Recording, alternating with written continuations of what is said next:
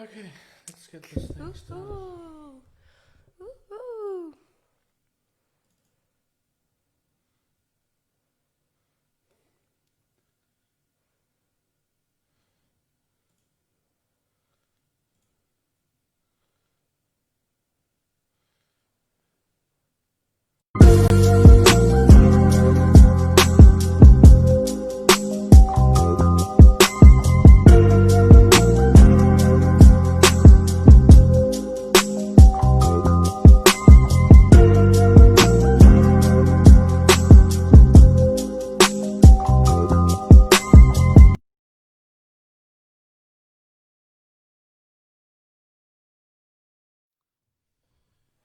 Well, hello everybody. It's been a while, but I am your host with more than. Fuck, I fucked that up. Sorry, it's been a while since I've been in the studio. But with me today is a very special friend of mine, and she is nowhere near as gorgeous as her spirit. So without further ado, let me introduce to you Hayley Crooks. Hello. Oh, what's. Switch camera. Come on. This is very. I'm so sorry. That was a beautiful little introduction. Oh, you're very welcome. It's the truth. You're going to speak the truth here. How have you thank been? you. How are you? Well, pretty crazy. Yeah. Really full on at the moment. Everything 2020, what a year. Oh, I think everyone's kind of just looking forward to pushing through the next couple months, and yeah, then especially festy season coming up. getting into summer, Christmas, and kind of forgetting how weird this year has been. Weird is probably the nicest word you could use for this year. What have you been up to? Has the year affected you personally? Honestly, like, if someone told me we were to be wearing face masks and scanning everywhere that we go, I would be like, nah, that's not happening. And now it's kind of just like social norm and people have adapted. This year for me, COVID definitely disrupted my international travels. I had plans to go overseas and also live in another city over in Australia. So it's just like, that kind of just got put on a big boom hold. That's not happening. And so it was, for me, just this year more about readjusting and really getting back to just like the basics and finding what you love and kind of finding your way along that with everyone else, you know. Turn this fucking thing on silent. We're very unprofessional. Wow, how unprofessional is this show? But it just shows the genuinity and the rawness of this. We're very basic, very basic here. I Our know. studio is not the flashiest. In fact, if that couch was black, people would be giving me a whole lot of shit. Oh, is it casting couch? Oh, funny.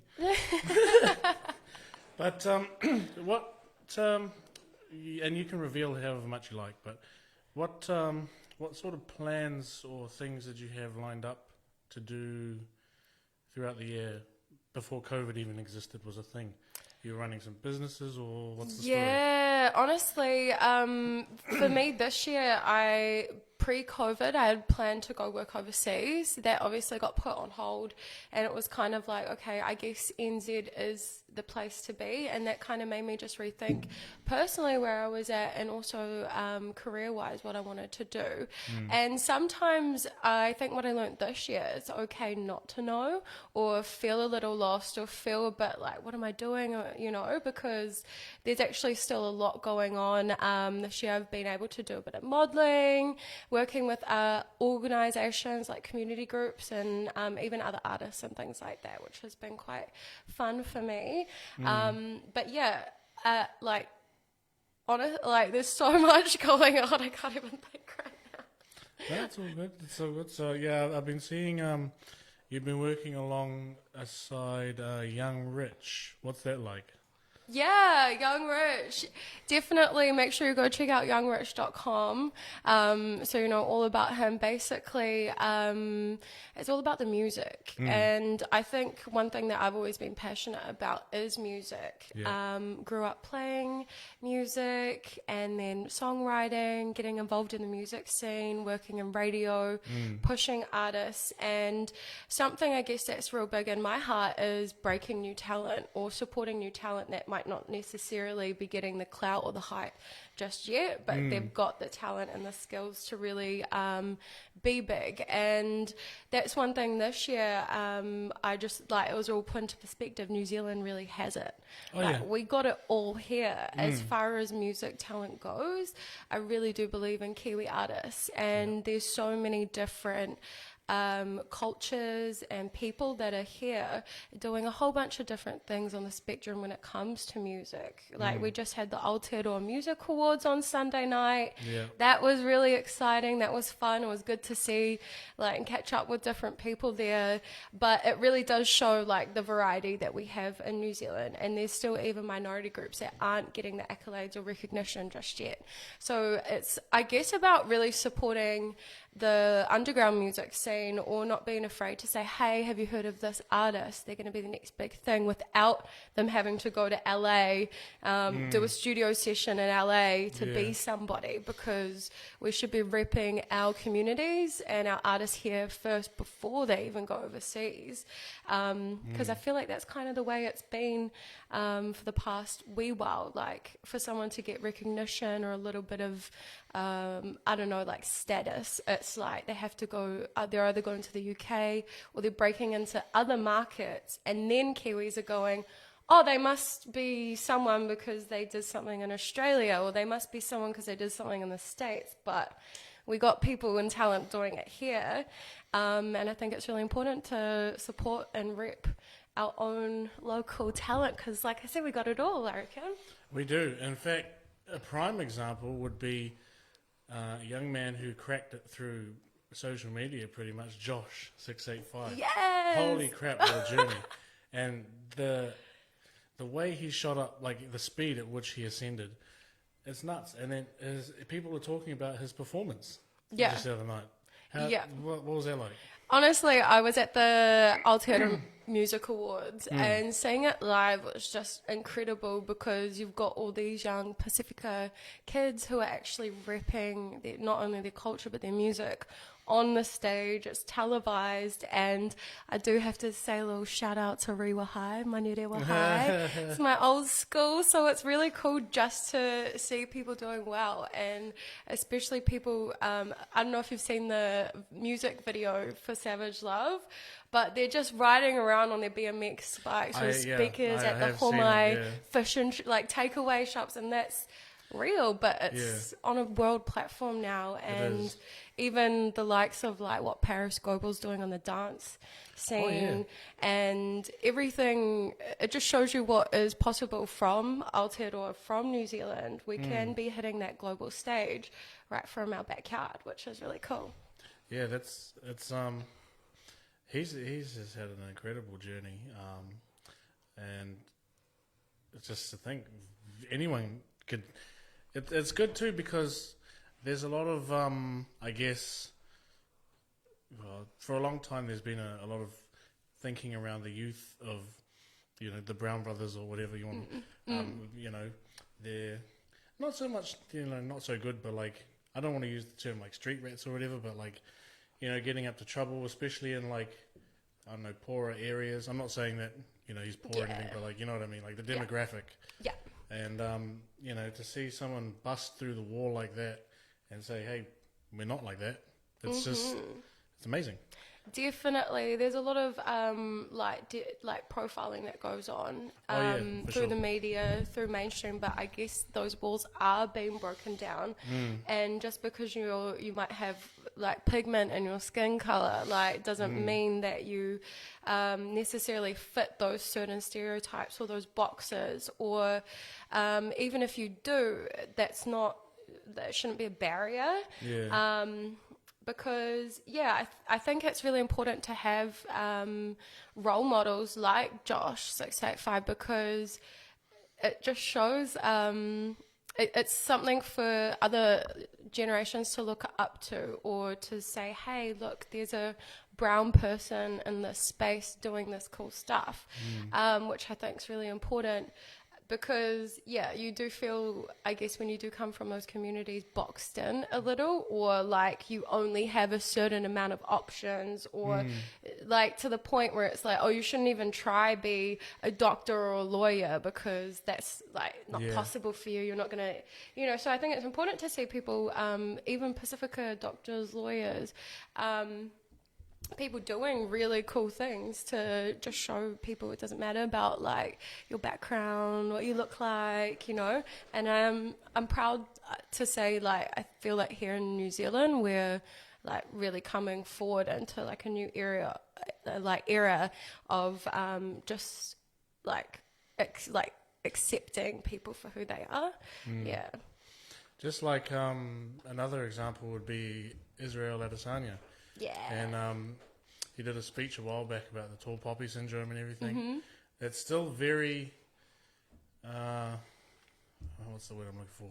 It's still very an active thing in New Zealand, especially with the other influences like of social media and stuff. People have to put a label on things, or quick changes and all this sort of thing. And so he's doing really cool too to speak up on that sort of thing, and with his background as well, growing up and whatnot, and then he's on the world stage too, fighting for New Zealand, and that's really cool to see as well.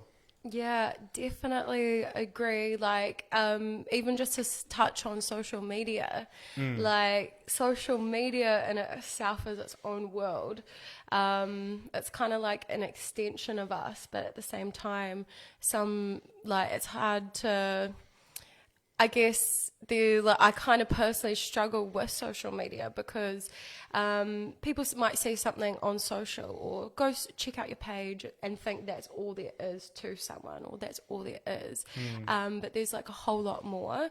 And sometimes it's like profiles might be like just business, or they might just be one facet of someone. Whereas like we're super diverse and things like that. And it's that culture as well is important to like just be real about. And like social media isn't real life. It's just like, I don't know, people say it's the highlights reel, or it's whatever you choose it to be, really. However you choose to use it is what it is. But yeah it's good to see though, like yourself, you're still out doing normal people things, because you are a normal person, like but a lot of people will know you from radio or from events or whatever, and then you're on your Instagram, you're walking the dog, just like any other human. Like, you're doing bushwalks and all, like, so, that's,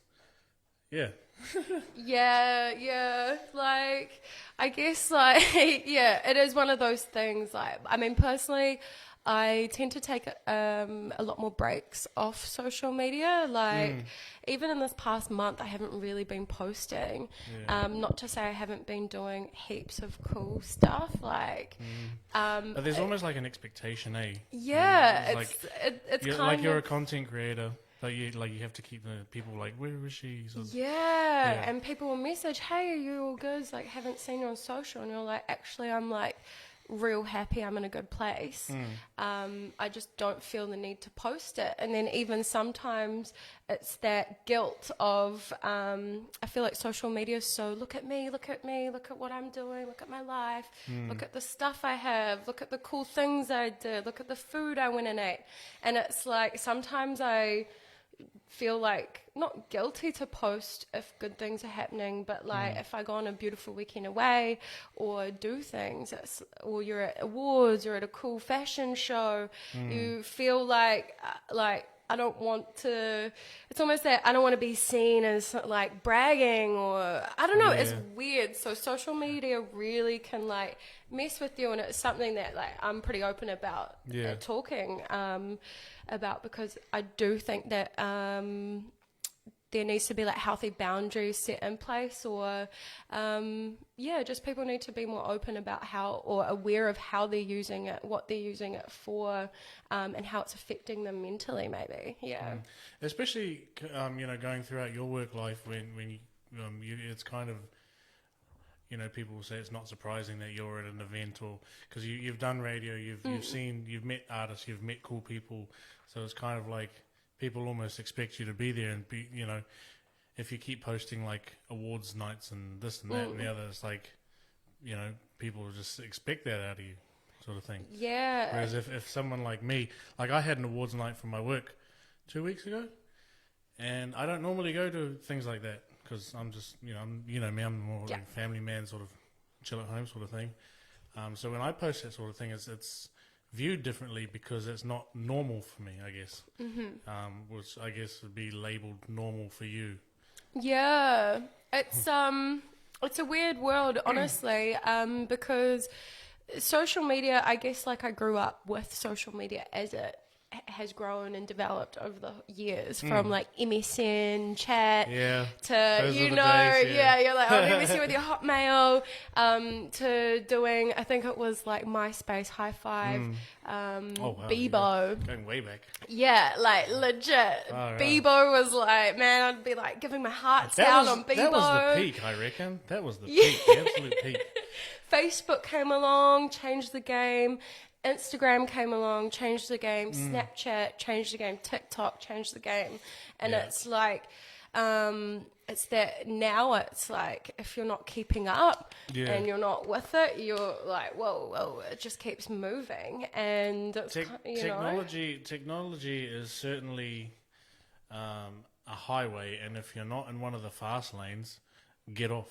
Yeah. Sort of thing. And that's how the world's, it's so, everything just has to happen in a rush now. Yeah. And it's really just made me think about like the social consequences of social media. There's so many different avenues. Like I even think about the younger generations and what they're seeing and what they're being fed, or if you're only following a certain amount of people, like your whole perspective and your whole mind can be shaped by what you're being told by them or what you're seeing by them. So again, I think it's really important, like, love social media because it connects us, but it also can like F us up a little bit depending on how we're using it. Yeah, it's one of those things that's like a blessing and a curse. Like the amount of access we have, especially in New Zealand, where everything's accessible for, like, I mean, you can set passwords, like they have YouTube Kids and stuff, specific things, but generally we have pretty much the easiest access. We just get on anything. Whereas other countries, like say China, they have restricted internet sort of thing. Yeah, we're not like that. So it's easy to be influenced by pretty much anything anywhere. Yeah. These days. Yeah. Because, exactly. It's like you said, there's like pros and cons to it. Like it's an awesome tool that like we can use to showcase our talent and, like Josh, blow up on TikTok, get a record deal, make a #1 hit on the Billboard charts. Didn't even have to leave the country. Yeah, exactly. Not that we were allowed to anyway, but. Yeah, and then you look at the mental health statistics and you look at the, I guess, like young people who are really struggling with that, even like suicide and things like that. And then you have to ask, what role is social media playing into that side of things? So it's like one of those grey areas where I think everyone's still kind of figuring it out and seeing what's happening. But like it's like a whole different universe online. That's like, you got to admit, like, I'm such a face-to-face person, or like a real, like, if I, you can have your preconceived ideas based off what you might see on social, but I always love just connecting with people face-to-face in real life, because it's like, it's more genuine. It's about, and it's a energy exchange. Exactly, and it is more genuine. Because like when Savage left the country, he went straight to the States, eh? Did he? Yeah, I think he might have gone to Oz or the State. To be fair, I'm not sure. But he went and he did a few things overseas, but I don't think he had the access to the technology or like the reach that we do, like people like Josh now have. So it was like a slower process, I guess. But just on that, have you seen the trailer for the Dawn Raid movie? No, I haven't seen the trailer, but I did see like an article about it saying that they were making it, or there is going to be released soon or something like that. I think it's January or February it comes out. I'm excited for it. I'm definitely going to go see it. Yeah. And of course, because it's a New Zealand movie, but also that's like a part of our history. Yeah. New Zealand music has its own uniqueness to it that you won't find it anywhere else in the world. And to see the rise and fall, like I loved that era, and Yeah. I mean, you would have grown up not just listening to it, but as you came into like radio school and whatnot, you would have worked or met some of these people as well. Yeah.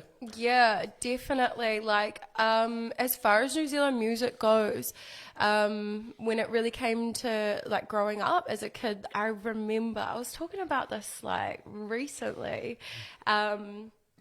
I will never forget the first time I heard Scribe stand up, and I was like, whoa, that's a Kiwi rapper, that he's cool, like, he's swearing, oh my gosh, mum, like, mum would be like, turn it off, but that was like, you could feel it, and you could feel it through the music, and it was like, even as a child, like, I might have been like 8 when that song came out, like 8 or 9, you're just like, you can't help but notice and then want to be about it, or want to, like, you feel that sense of like mana and that pride and that like what it is to be Kiwi by seeing artists kind of represent that. So like that was like for me, I think like like one of the first moments when it came to like Kiwi hip hop, and then you had the likes of like Pay Money, even oh no, why do I always forget their name? Misfits of Science. Oh, wow. Misfits of Science. Misfits of Science. Oh, yeah. They were brilliant. We're talking about them because, like, that to me is like, that was like a new wave of New Zealand music. Yeah. And especially like around the time like Dawn Raid was popping off, and like it's been like quite a journey, I guess, for the hip hop scene in New Zealand music. Yeah, because you got names that are well known, like your Shefu and your Eddie's and Ill Semantics and Mareko, and then you have, I mean, forgotten ones like Misfits of Science, Fast Crew. Yeah, Fast Crew. I mean, you like with Fast Crew, you had like Dane Rumble, who also like crossed over and started doing like more pop electronic music, which was cool to see. And even like Aradna, she was one of the first like Pacific female artists that I was like, wow. And her songs are good, her voice is amazing, and you've got so much talent. Like you mentioned Decepticons, and like that was like probably around like 2004, 2005 when it was really like hitting. Yeah. Because that's when they tried to hit Boost Mobile as well. Do you remember that? I remember, and I remember buying like I think it was like that Now 14, and it had Stop, Drop and Roll on it, and I would always like skip to that track to just play it and like try to learn all the words. But like New Zealand music's definitely where it's at. Like I'm excited to see where it's going to, because there is like recently I've been involved with a lot of young up and coming artists who people probably haven't heard about. Like you've got the Kelly Boys, the No Bracket Boys. I don't know if you've heard about Tamboy Miguel, and it's just like they're all these young, I would say more like trap artists coming up. And you've seen, I guess, like over in Australia, you had like 1-4 and all those boys kind of blow up in the drill scene. Yeah. Heavily influenced by like UK.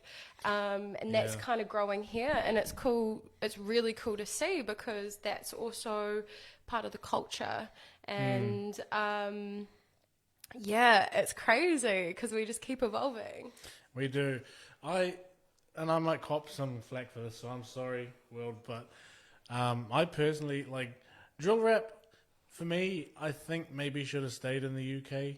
I'm not saying I hate it from like Australia or anything, but it's not my most favourite. I'm a sucker for a UK accent, though. That's the thing. I think that's for me I part love a bit of like, what makes it is the accent. But there's an accent with like HP Boys and 1-4 and them, but for me, it's just not the same. But it's good for like, because drill has been around the UK for like a while now. Oh yeah, well over like 10 years. Yeah, like exactly. even if you think like even going back further with like Dizzy Rascal in UK hip hop, Stormzy's been at it for a while as well. Like they've been going hard. Even Drake picked up some influence from his time spent there, and like you can hear it in Drake's lyrics and his songs. But it's interesting because it is like a lot of people like to talk about like what is like or it's like rapping with a Kiwi accent. To some people it's really important. Because you do have that, like you can tell where people are influenced by, whether they're influenced by like California, and they kind of rap like more. I would say that's more like poetic style. You know what? As soon as you started going along that sentence, the first name in my head was poetic. And that's probably just because that's what he grew up on in the music that he's influenced by. So you can hear it when it comes out in his music. But again, like when you have the like HP Boys and 1-4, they're sounding a bit more UK because they're just influenced by that scene. But I don't think it's necessarily a bad thing. Like I think it's good that they're trying to make their own mark and their own thing out of it. It's always, you only live once, so give anything a try, really. 100%. You're always going to have people that are for it, and then you're always going to have people that are like, that's a flop. Sort of thing. That's cringe, but like that's not me saying that, by the way. It's just I remain unbiased. But there's going to be two sides in anything you do. So and the world is like run on opinions anyway. Like everyone has their own opinions for this, that. So it's kind of like you just got to do you and like go hard and not worry about what people think, because opinions will get to you if not. Well, that's because I mean, we weren't put on this earth to just work a job, pay bills, and die. If you get the opportunity to make something of yourself, whether it shoots off or is a slow uphill thing, like this, me and the bro started this sort of thing, so that one day we could hopefully just work for ourselves as opposed to working for the man, sort of thing. Exactly. If you get a chance to be your own boss, take it, because you only live once, as you said. So. And follow like creative pursuits, or follow whatever it might be. It doesn't have to be like creative, or whatever it is. Like hobbies are important, or doing things that you love or bring you joy. That's important. Like some people get that from their 9-to-5s. A lot of people don't, and they feel like they need to express themselves in other like arenas as well. But like I think that's why I'm real big on like just NZ's got it. Like whether like obviously, like I said, I love music, and I've got a lot of networks and connections in that area. But it's like whatever. So I personally love to support that scene, and it doesn't matter like what industry you're in. It's actually just about supporting the people here that are trying to make it and do it, because that's that we all want the same if we were doing that. So it's like So for me, because I love music too, I'm very passionate about it. I have a very broad spectrum of music on my phone. I listen from everything to country to drill to hip hop, R&B, like everything, pretty much everything. But I feel like people like us who have battled some sort of mental health thing, like depression or anxiety or whatever, there's more of a deeper attachment to music, because music is just, it's more than just sound. It's a feeling, because it can create feeling. It can enhance or change your mood. There's this attachment that's hard to explain, but it's more than your average person, I guess. I would agree. Like I'm a big believer that music transcends. Like even it's one of those things, like you don't necessarily have to speak the language to vibe to a song or feel something from a song, or know what they're singing about to feel it. And it's one of those things that I think it's like incredibly powerful, and it also is like healing in some ways. Like just to hear another artist like talk about or like spit about some real truths on their track. They might not realize what they're doing in the moment, creating that track, because it's what they're putting out there, but everything else that's coming and connecting with it, all the other people that are connecting with the song or relating or being like, yo, that's me, I felt not exactly the same, but like that's how it is. That's like real powerful in itself. Yeah, I think a lot of artists who do that sort of thing, they go into it knowing that there's got to be someone out there. I mean, there's 6 billion people in the world. There's got to be someone out there who can relate to the story they're telling, which is why they do it. You might be right; they might not know they're doing it, but there's got to be an inkling, because it's otherwise, how would you come up with the topic? Yeah, really, it's got to be in your mind somewhere. Yeah, it's interesting because a lot of artists or musicians, I guess you'll find, are quite like introverted in a weird way. Real like self-critical, or like always on in the mind. And a good example would be Sesh. Yes, I guess. Yes, he's like that. But the wordplay that he has, and the style and the flow, it's insane. But I guess he's, like you said, I don't want to call him introverted, but there's, for want of a better word, Yeah, and it's like, there's like people, like there's the artist, and then there's the normal the real life person, or you have your, I guess, artist persona that you put on. It's like a character in some ways. Yeah, that's really cool to see as well. Or some people live and breathe, and they are who you see, Yeah. So it's dope. It's definitely dope.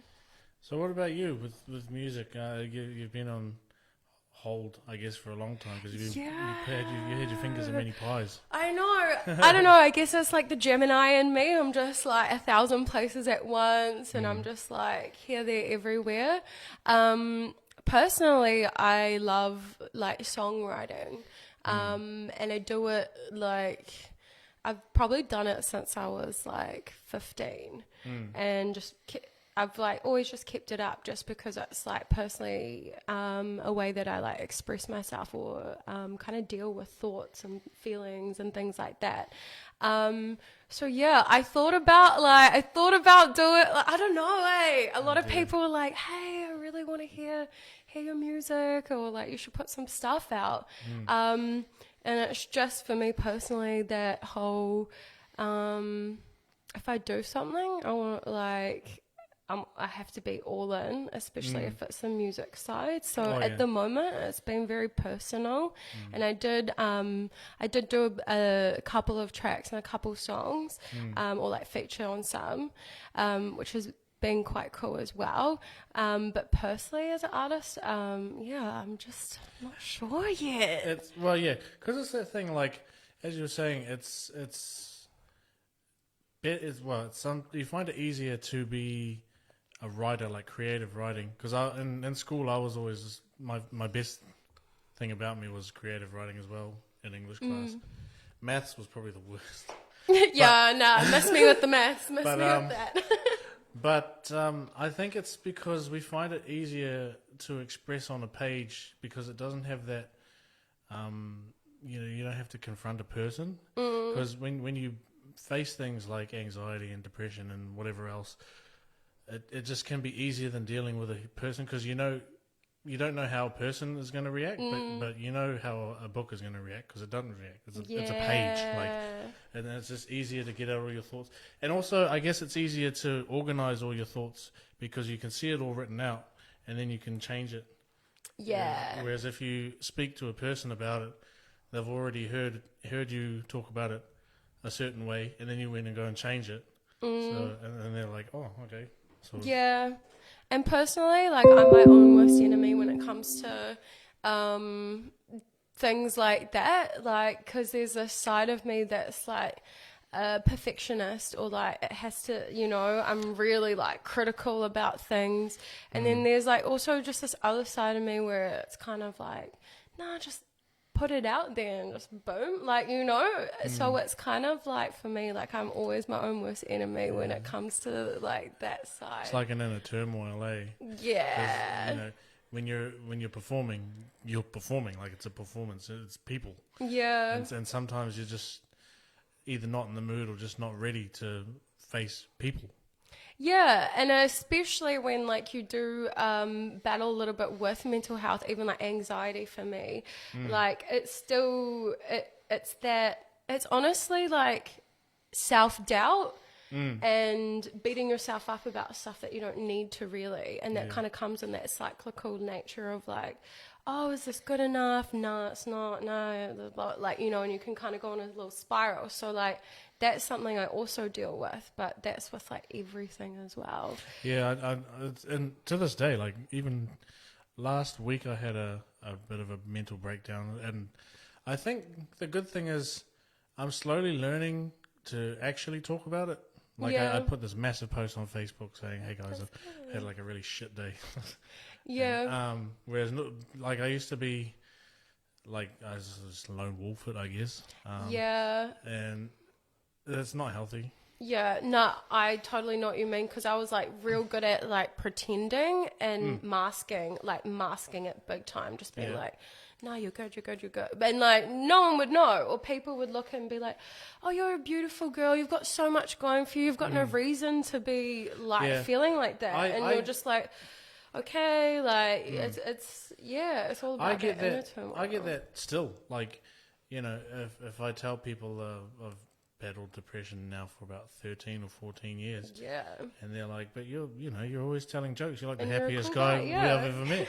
Like, well, that's actually one of the strongest signs. It's the mask. It is. It's that mask, eh? Yeah. Like, there was a point where I literally, like, couldn't leave the house. I was just, like, real in a bad way. And I couldn't even bring myself to, like, leave. And it's like, people like, what? You're real social. You're really good at talking to people. You're like, and you're kind of like, yeah, but that can also get to you, because you're like, oh, I don't know if I can be that person today, or like, it's like one of those things, man. But we all kind of in our own way, not everyone, but like, it's actually more common than people think. So I'm always, I don't know, I just try it now that I'm like in a better place. I always try just to be like real about it and like tell people, like, even if it's embarrassing stuff that I've been through or like I've done, or like stuff I probably wouldn't have thought I would say to people. It's like, no, now I'm just like,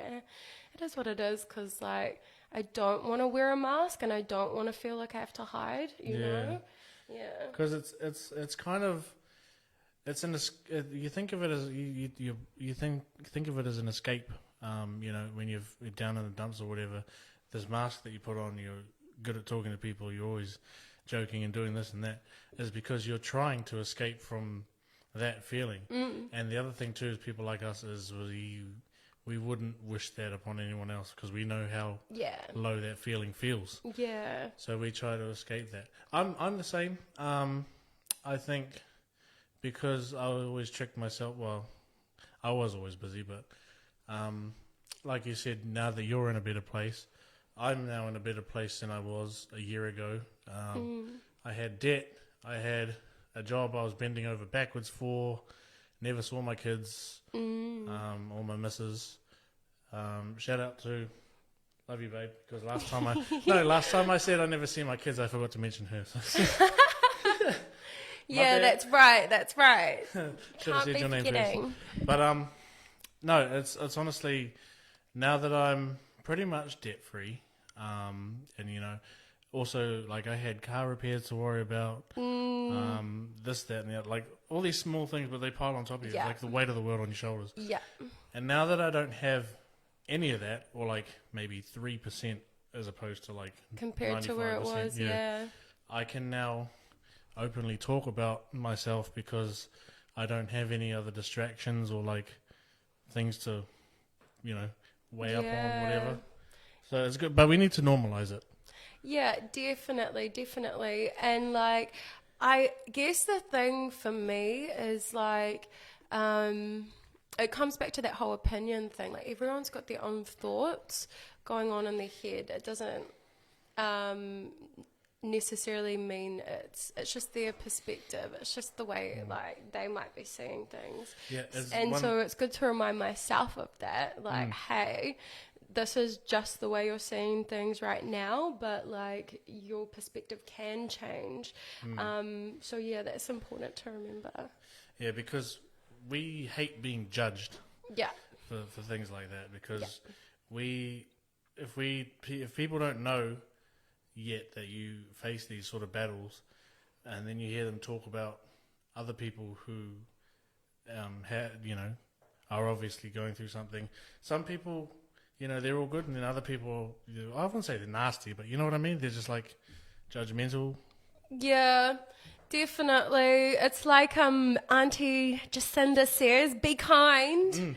You got to be kind, like, but like I think it's like even with mental health, it definitely made me more like aware and compassionate to like what others might be going through or how they might be, which has been like kind of a good thing in a way. Yeah, we're definitely not short on human compassion around here, because like I get seen a lot as the go-to guy. If anyone's got a problem, go see Ty, he'll make it better. He'll tell some stupid ass joke, or but I've always been a good listening ear as well, but but then you get seen so much as the go-to guy. Who does the go-to guy go to? Yeah, exactly. Like, honestly, I'm someone that like suffers in silence. Like, I'm my own villain and my own hero. Like, and it's the worst. It's the worst. But like that, if that's how it is for me, I know that's how it is for some other people. But it's just different ways of like, I guess, coping mechanisms or different things. Or some people feel comfortable talking to others, but for me, I'm comfortable talking about shit like after I've dealt with it myself, because that's just my own process of things. It might not necessarily be the best or like the most healthy way to like deal with things. Yeah, but then sometimes it's just easier, because then you know how you want to organise it in such a way that you want to tell someone you trust. Yeah. Is that you've broken it down yourself before. Otherwise, you're just blurting. Exactly. And like there's so many different things that like work for different people, like when it comes to that as well. But yeah, definitely, as long as no one feels like they're alone or like they're super screwed up because no one else around them is like showing that.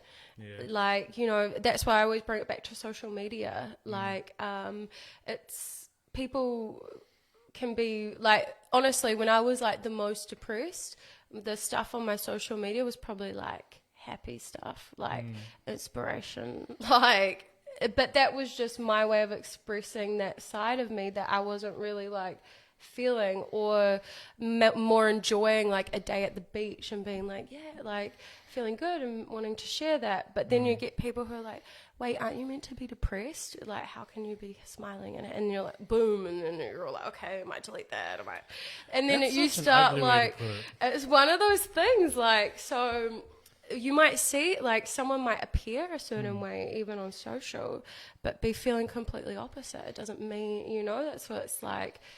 That's why I always say social media is a different galaxy. It's like a new universe. Yeah, and it's a lot of expression. Is like, I'll tell you a story. So you remember my my beautiful spaceship? Yeah. Rest in peace, R.I.P. Oh, the spaceship. So for me, over the last, I guess, 6 years, I started getting a fascination with lights. And it started off with glowing shoes, and then I got a couple of lights for my bedroom, and then I kept seeing stuff on, like, I don't know, Wish or AliExpress or whatever, or just like random shops. Yeah. And my collection grew, and in my room, everything lit up. Like, if you go back 4 years ago, me and my brother hosted the sickest parties at my nan's place because she's got like a double garage.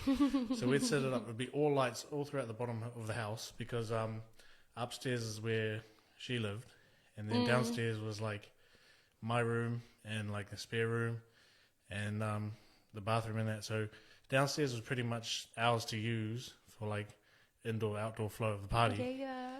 And from the driveway to the inside of the whole bottom half of the house would be lights.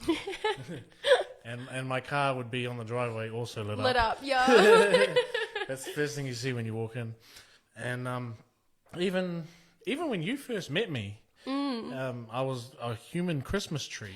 Yeah, I was going to say, you had lights like on your fingers, around your neck. Yeah, I used to be the definition of lit. Yeah, literally lit. But I figured it out is, and I started telling people this once I figured it out, is that for me, I tied it to my depression because it was an expression of an inner light that I didn't know how else to show. So that's how I did it. I love that. So that's the whole thing with lights for me. I love that. I really do love that. It's funny you say that because for me, like as you're telling that story, I was thinking like, it's kind of like for me personally, again, with the depression thing, it's like the way that I push through it is helping others. Like I love to help people, like you know, it's like you're the go-to for so many people, yet you're the one that's probably like suffering and like you know, feeling the weight of the world, but it's like in a way that makes me feel like good and it makes me feel better or like put things into perspective, and it's almost like that. It's like making other people smile or like bringing them joy. Like it's weird because it's like a selfish thing too at the same, because I'm also making myself feel good at the same time, which is weird. But yeah, it's one of those things, like definitely helping others is like real big for me, even if sometimes it's to my own detriment. Like because like when I was wearing all that stuff, going nightclubbing and whatnot, I was telling someone I met, because I used to give with like a pocket load of those little finger rings, and just if Rome's and Phil were on the decks, I'd go and I'd be like dishing them out to people and whatnot. And one guy, he bought me a drink, and he was like, "What's with all the lights, dude? You're like, wow, I got to buy you a drink." So he bought me a beer. I love that. And so I told him the story and about the link to depression. He's like, it's hard to believe you have depression because that's got to be the coolest fucking thing I've ever seen. Yeah. Yeah. Exactly. That's so fun. Yeah. Like definitely with mental health, I feel like it changed me like hugely, like, but in the best way possible. Like I always use this analogy, like I felt like before I was just, even just in life, and I guess people go through different stages and it might be part of like growing up or I don't know, but it's like I felt like I was just this hungry caterpillar that was like eating everything. What do I want? Yeah, like let's get it, eat. And then you get to this point where you actually, like with the whole caterpillar metamorphosis, to become a butterfly you actually have to die and like completely change to grow. And then obviously, you know, once it's done its little chrysalis and it's in its cocoon, it has to wait, and it has to crack out of the cocoon, and it has to wait until its wings can dry, until it can fly.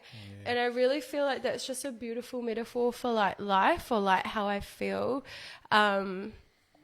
in my personal journey. And I'm at that stage where I'm like, I feel like I've got my wings, but I'm just waiting to like fly. Yeah. You know? And it's like that weird in between space where like with like this year particularly, with everything up in the air, felt really lost, but like also knowing it's all good, like because they're like, I've been very blessed, like there is a lot going on, and like I've been able to do a lot of work with different and collaborate with a lot of different like people and groups, and that in itself, even though I might personally feel like I'm a little lost or like, you know, what's next? Like, I think this year you're allowed to feel lost, because I think I don't think I come across many people who weren't lost at some stage this year. Yeah. It's not even finished yet. Yeah. So I'm like, you've got to remind yourself, like, it's been good though. Like, you've been eating, you've been the caterpillar, and now it's just that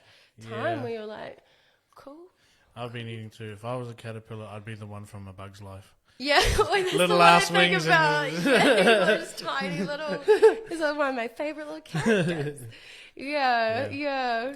But no, I have to say this year has been a blessing for me too, because I got made redundant from my last job, which was initially a shock, because I thought it was one of those. I'd been there a long time. Yeah. And I thought I was going to work there till I was dead. Yeah. Either from old age or it killed me. I don't know, whichever came first. But when I got made redundant, it was bittersweet, because you know you get that feeling when you're familiar with a place, and you know they become your family away from family. It's sort of like, oh, you know, I'm going to miss the boys and you know the familiarity and the routine. But in saying that, the day job that I've got now, if I'd have kept my last job, we probably wouldn't be sitting here, because I never would have got the chance to do this. Yeah. I was doing, this time last year, I would have been doing 15-hour days, 14-hour days. Mm-hmm. So I'd leave the home at like 4 in the morning, wouldn't get home till 8. I'd eat alone a lot of the time. Mm-hmm. Never see my family. Whereas now, I see them a lot more often. You know, the hours are easier, they're better over my new job. And it's kind of like, you never really see, I don't want to use this term, but you never really see what a prison you were in until you're on the outside looking in. 100%. Yeah. I feel the exact same way with like previous jobs or a previous job that I had. And it was like a bit confusing at first, because you're like, wait, what? Like, do they not want me? Am I not good enough? They told me I have no potential. And you're like, oh my God. But it's actually like liberation at the end of the day. Even though you might not see it at the time, you don't know what's in store. So it's like, that was really blocking big blessings for me. And it was like, you like killing yourself for a job that will just replace you, like, well, they don't even care. And it's like stuff like that. It's actually, no, people go through that and like feel that all the time, but it's like there's always like bigger blessings to come. It was actually funny for me, because when they told me I was on the chopping block, I had the biggest smirk on my face, because they're saying that because of did you feel it before? Like, did you have a gut feeling? No, well, see, here's the thing. So, the very first level 3 we had after level 4, the GM called a meeting with everybody and said, look, there's going to be some redundancies because we've been hit really hard. Because this is the first level 3, you can only shop online. Yeah. Retail stores didn't open until level 2, and even then it was restricted. Yeah. So, a lot of our business then, because we were bedding, or like beds, actual beds, so you can't go into the shop and buy it, yeah, you can only order online. So of course online orders were just trickling, like sprinkle, bed bait. No jokes. Bed bait. But they said because it's dying out, we're going to have to let people go, just because we can't afford to keep you all. So we're going to draw up like a restructure plan, see who can do what, blah blah blah. So I thought to myself, I'm not going to stick around and wait to see who's staying and who's going. So that day, after the meeting, I went and applied for just warehouse jobs, because that's all I knew. Yeah, because I was working like dispatching inwards for the whole time I was there, pretty much. Yeah. So I just wanted something I could jump into that was familiar. Yeah. Now, we were a manufacturer and like warehouse, whereas now it's just warehousing. There's no factory side to it. So it's like kind of different, but like the same rules, you know, all the same health and safety rules and blah, blah, blah. So it's kind of familiar, but kind of not. So that's when they said that, and then when they announced, they didn't really announce, but they came to each person who they picked. Yeah, and they Sort of pulled them to the side, and had a meeting. Have your little meeting. And when I had my meeting, I have to say, I had the biggest smirk on my face because one of the things they said was, because it's getting quieter, the staff, they're going to have time on their hands to fill in some of what you do here, some of what you do there, so your role is pretty much obsolete. Yeah. And I had the biggest smirk on my face because it was our dispatch, I guess, team manager and the GM. And I looked the team manager dead in the eye, and I had the biggest smirk on my face, like, he doesn't know what my role even is, does he? Yeah, exactly. You're like, he doesn't even know me. Like, you don't know what I do or how I contribute. Like, yeah. But they certainly found out after I was gone, and about 3 weeks later. That's normally the case. But by then, I'd pretty much jumped straight from that job to the one I've got now. There was only like a day of not doing anything. Oh, so my last day was a Thursday, and we had a send off, a few drinks and a feed, and then Friday I had a job interview for where I am now. Yeah. And then after I signed my contract, the lady was like, "When can you start?" And I said, "I'm jobless now." Yeah, you're like, timing could not be better. And she said, "Can you start tomorrow, being a Saturday?" And I was like, "Fuck yeah, let's do it. Let's go." So I jumped straight from one pond to another with just a day's difference. I love that. That. That's really cool. Well, the most important thing at the top of my mind was, because I'm a provider, I have a family. And so, you're what? Yeah. So that was the most important thing for me. You can't stuff around it. Because I was proactive early on, when they first announced it, before they even named names. You're able to be in a good position when it did come down to crunch. Yeah, I'm not gonna. That's crazy. Well, this whole year has been, but that's what I mean. So that's what I mean by blessings. Like, it just happens like that. It is. Like, that's why I'm like, I don't even know where to start when it comes to 2020, like what I thought I would be doing or where I would be. Boom, that just got changed because I'm like, well, there's no overseas travel. Like, I can't get to where I'm going. I can't get to where I want to be.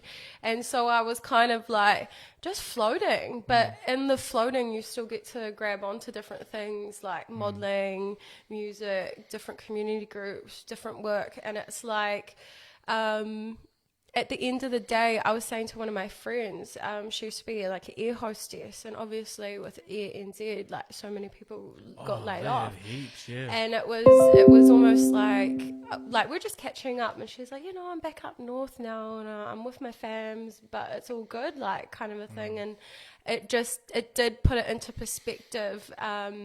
Even though personally, like you might feel like you're floating around, or you're like, oh, I was, what's going on? Actually, everything is all good, and it's like everything is as it should be, and it's just about we're changing as like a society, as humans, as like as a world, like we're just changing, and it's like you look back in history, all the different moments or like monumental things, or you had the big things, or like the Roman Empire age, you had all these different ages. It's like this is actually like a new age that's coming into play, and it's really interesting to see how it's all unfolding. Yeah, because you're very much one of those everything happens for a reason kind of people, eh? Yeah, like one thing about me is I'm like real spiritual. Yeah. Which is weird because spirituality is generally tied into religion. But I wouldn't say I'm like religious. Yeah. Like, do I believe in God? Yes. Yeah. But it's not like I necessarily practice a religion. I'm just more spiritual, or see things with a different perspective. And it's kind of cool because I do think that this year, it's weird because in 2017 I was like told spiritually 2020 is going to be a year, like a big year, 2020, like prepare for 2020. And I was like, it's weird because you feel a bit crazy sometimes, and then you're like, oh wow, 2020 really was like whoa. So So it's kind of like, I feel like a lot more people have been able to get in touch with, I guess, some sort of spiritual side through this COVID quarantine. A lot of people I've noticed are more open about talking about things. So I don't necessarily feel as crazy, but like, yeah.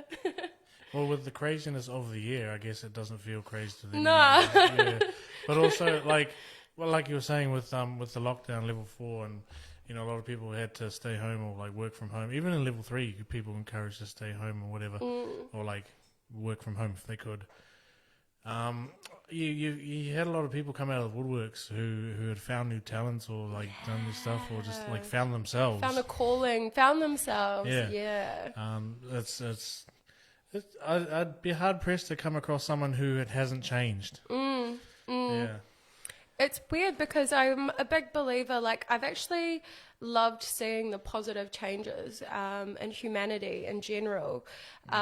People are becoming more aware of things, and it's cool to see because everyone is on the internet now on their phones.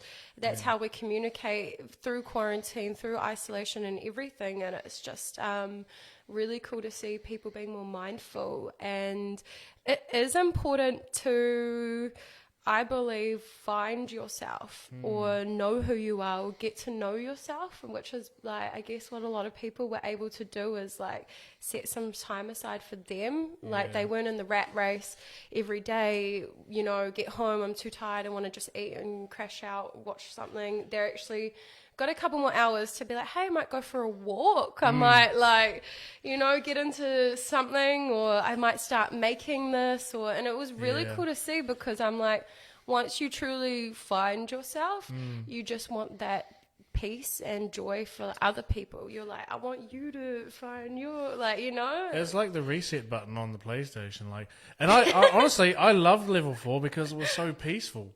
Like, because I was still working for my old job on call, because the business itself wasn't essential, but me and one of the bros were made essential because we still had to devan containers. Yeah. So we were traveling to work. No one else was on the road except for other essentials. Like, and it was eerie, but at the same time, what that was like. It was very eerie, like not seeing life except for like people cycling or whatever, or walking, but. At the same time, it was really nice, just peaceful. Honestly, you know how Auckland traffic is. Everyone complains about Auckland traffic. Yeah, everyone in Auckland is like, nope. But in level 4, it's like, what traffic? I'm home in 15 minutes. I think the one thing I was most astonished by was the fact that everyone really did do their part and stayed home. Like you compare it to what was going on in Melbourne, and it was like it was just like they're like, you know, and to see how like New Zealand, and we were able to like progress through the levels and like really although, you know, like everyone has their own thoughts around it, I think we all did like a really good job. And like at the end of the day, it's made me realise like there is a lot of potential here in New Zealand, and we're kind of the only country that's really open to operate like more like with the most normality that we saw before pre-COVID. And it's like I was at the American Chamber of Commerce like awards a few weeks ago, and it's all about business, like American and New Zealand business and commerce, and it's crazy to see all the possibilities that are opening up for Kiwis in industries that now it's like all of Hollywood's coming to New Zealand and like Australia because they're the, you know, they can actually get out and film and have like things happening, even with like animation. It's huge here in New Zealand. Online education here, it's all coming out of New Zealand, which is really cool that other countries are investing. It's creating jobs here, and it's kind of strengthening our economy, which is really cool because I'm like, yo, New Zealand, we've got that whole she'll be right attitude, and we're just rolling with, she'll be right, I'll do it, let's go. But we have the right leader for it, and I mean, because she got praised on an international level too for her handling of COVID, so that was really cool to see. I mean, and she's led us through several tragedies, you know, the Christchurch thing and the White Island thing, and you know. So it's just we're the only country that'll ever be like us, like. And you know what I saw the other day on the news that I thought was really cool? The police force have now introduced like a hijab as part of their like official uniform, which is the Muslim covering. Yes. Which I think is like, I'm like rock and roll New Zealand, because I feel like real proud in a sense, like to see other Kiwis or even just other cultures, other people, like we're all, I don't know, I always just put it like I was brought up to not see race, disability, gender, anything, religion. It's just we are humanity. It doesn't, you know, we're all different, but it's really cool to see New Zealand, and like it just makes me proud to be in a country that's one, safe, and people can be who they are, like walking around the park, you know, like you see so many different people, and even to hear them speaking their own languages, it's like great, because that's, I feel like who we are as Kiwis. It's like a strong identity thing for us. Yeah, we're definitely more relaxed than anywhere else you'd find. Yeah. There's a lot of visa applications too to come live in New Zealand. We're a lot more, and we'd be even more relaxed if certain something was legal. I'm watching. Yeah, who voted? Who voted? No. What's your thoughts on that? Because it was so close. Yeah. Because it was non-binding, I think. So they could vote it anyway if they wanted. Personally, like I remember, I think it was in 2018, I did a big thing on social media just about it, asking people's opinions on it. And the support for it back then was really strong. Unfortunately, obviously, the way the voting went, personally did go in the favour of the way I voted. But it's one of those things, I guess, you've got to... Who knows, like maybe in the future, maybe we might have another referendum when it comes to that. But I personally think it would be really great for the economy and business. Yes, exactly. We could really be clean, green New Zealand. And yeah, because, you know, we have a lot of people with chronic pains, and they're afraid to come out about it because of just the non-legalization of it. So, and I mean, because I don't smoke. It's I don't have a problem with the plant itself, or like, you know, weed. It's the act of. It's not my thing. But I'm no stranger to a cookie or a chocolate. You know, it's you got special something in it. But I think in terms of just like, obviously with anything, like I see it as like it's a natural substance. It's something that like. It's not artificial. It's not. I can't talk because I haven't done studies and stuff. I'm not really educated to speak on it. But the way I see it, it's more around, for me, it's about education around anything. Exactly. Like, it's interesting you say that that you're not, you know, you haven't done research or because I think a lot of the no voters, because back in the era when it was first discovered, or like not much was known about it, and then you had the whole Woodstock thing, you know, everyone was smoking it just to get and you know, as time went on, that's when the research went on, but people from that era who are still alive today, because they're drip fed into believing that's what all it was for, because that's all it was for at the time, and they're still in that mindset even though the research is there and been done. And so I think that's what had driven them. I mean, personally, when I was like the most unhealthy, that's when I was going through depression and anxiety, and I was prescribed like a whole bunch of different medication. Like you had your antidepressants, anti-anxiety, you had sleeping pills, then you had anti-nausea because everything was making me sick, and they just kept prescribing pills on pills. And I was like, these pills actually make me feel worse than I did or nothing. And that's when I got more into like holistic health and started educating myself around like holistic health, and that's personally why I was vegan for over a year, because that to me made sense, and it was about eating organically, eating the right foods to help your body, to help your gut. Your mind and your gut is connected, so it's like learning about those different ways, or even like my great grandmother in Aitataki, she was all about holistic health and would grow vegetables, grow all the right herbs, and she would know how to make remedies, or like use the land to really nourish yourself. And I think that's something in society that we've kind of forgotten about, actually natural.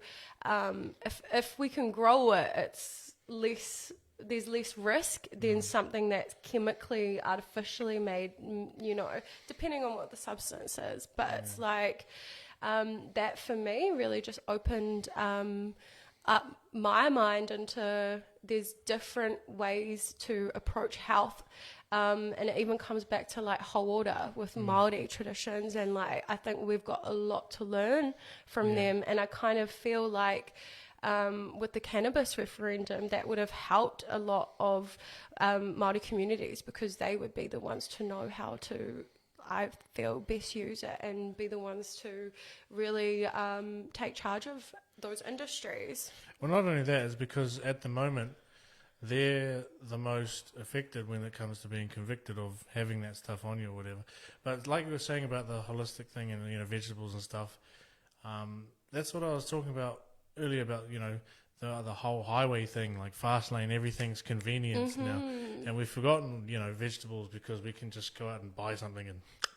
everything's at the tip of our fingers. We can, you know, get Uber Eats, we can do anything, and it's kind of like, even with medicine, you feel sick, you go to the doctor. Oh, they're the doctor. I agree with them. Don't know anything about it, but yep, doctor must be right. Okay, I'll start taking this. But you know, you're like, it's not necessary. I mean, I'm not saying don't trust your doctors, but it's like, there are alternative ways, and I think research and education is like the best thing. Even around it, it's like educating people how to best utilize the plant, how to best use it, or even how not to abuse it, how not to, I don't know, because you can actually eat the leaves or whatever of a marijuana plant. It doesn't, because weed only becomes, you know, relaxed if it's heated. That's why, like, if you smoke it, or if it's baked, then you get baked. but like you can put it in a salad without having, you know, heated it, and it's just eat it like it's just a freaking leaf. spinach or something. Yeah. And or there's, you know, you make all your oils, and if you watch videos, you find out all sorts of stuff you can do with it without having to actually get high, like, you know. Yeah, it's got some, like, I mean, the plant itself has like a lot of benefits to it, and a lot of different uses from the plant. Like, you can make so many things out of it. If you look over to the States, like even in Colombia, is it Colombia? No, Colorado. Where they're doing Colombia's Colombia's like trade. Down. Colorado. They deal in something else, but hey, we won't go there. Yeah, that's different. In Colorado, and if you go look at all the different uses that they've just like figured out, it's not just the recreational side. There's actually so many benefits, and so many different purposes from the plant. Like, you can make clothes out of like hemp and stuff. You can make, you know, it's sustainable, and I don't know, that's the way we're going. No, that's wow. Yeah, I know, man. 2020, what a crazy year. It certainly has been. But I think on that note, we will close up our talk. But thank you for joining me today. No, thank you for having me. It's been an absolute pleasure. It's always, every time we link up, it's just like, it's just automatic fun. Yeah. So with that, ladies and gentlemen, we are out, and we will see you next time.